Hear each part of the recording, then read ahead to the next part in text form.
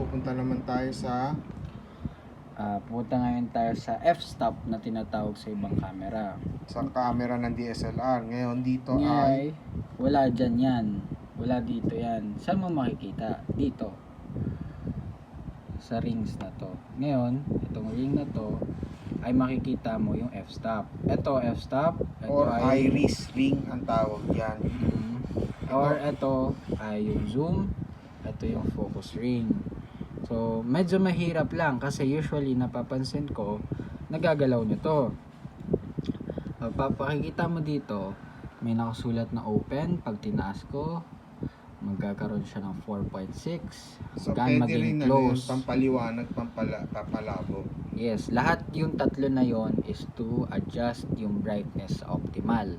Ngayon, ang advantage ng f-stop, mas mababa, mas magkakaroon ka ng blurry doon sa subject versus Ano yung yung background. mababa? F. Open ang pinakamababa. Ibig sabihin, bukas lahat. Okay.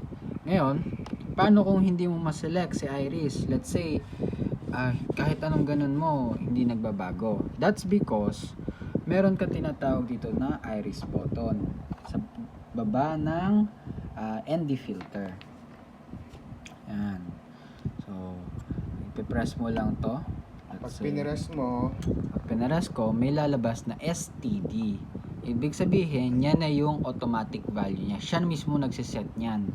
Ang problem niyan is pag merong ilaw na nasa unahan, magbabaguhin niya yung sarili niya. So, dapat, tandaan nyo, dapat walang STD dyan. Then, it's either open or yung anong sinet yung f-stop. okay, so tapos na tayo dito sa saan mo gagamitin nyo? So, Lahat yon gagamit, yung tatlo na yon is to adjust yung brightness. And, at the same time, to reduce yung grain and yung blurriness ng background.